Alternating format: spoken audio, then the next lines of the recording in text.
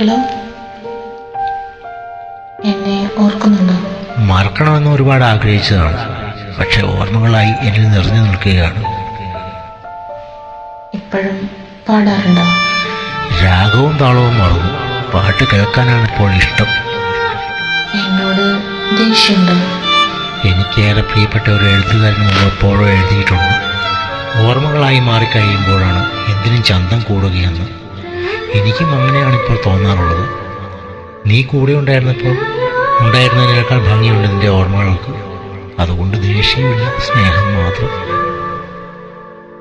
ഇങ്ങനൊരു സംഭാഷണം പ്രതീക്ഷിച്ചിരുന്നു. ഒരിക്കൽ കൂടി സംസാരിക്കണമെന്നുണ്ടായിരുന്നു.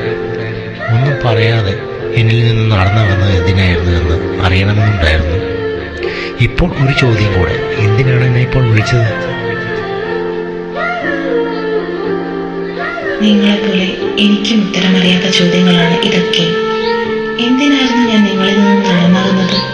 മറ്റാരെയും വിളിക്കാതെ എന്തിനാണ് ഞാൻ നിങ്ങളിപ്പോൾ വിളിച്ചത്? എനിക്കറിയില്ല, പക്ഷെ ഒന്നറിയാം, ഞാൻ എപ്പോഴും നിങ്ങളെ സ്നേഹിക്കുന്നു. കേൾക്കാൻ ഏറെ സുഖമുള്ള വാക്ക്. ഞാൻ ഈ ഓർമ്മകൾ ജീവിക്കാനാണ് ഇഷ്ടപ്പെടുന്നത്. നീ പോയ നാൾ മുതൽ നിന്റെ ഓർമ്മകൾ എനിക്ക് കൂട്ടിനുണ്ട്. ഇനിയും ആ ഓർമ്മകളിൽ ജീവിക്കാനാണ് എനിക്കിഷ്ടം.